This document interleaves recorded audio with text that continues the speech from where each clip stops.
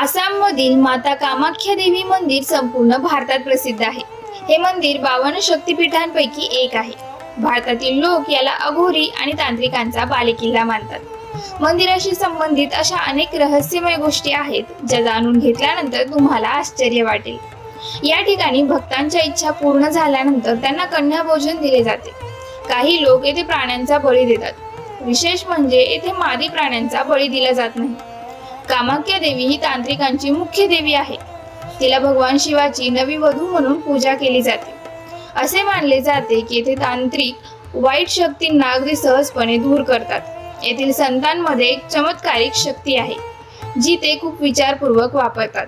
हे स्थान तंत्र साधनेसाठी देखील महत्त्वाचे आहे। असे म्हटले जाते की जर एखाद्यावर काळी जादू झाली असेल तर मंदिरात उपस्थित असलेले अघोरी आणि तांत्रिक ते काढून टाकतात। एवढेच नाही तर येथे काळी जादू देखील केली जाते असे सांगितले जाते।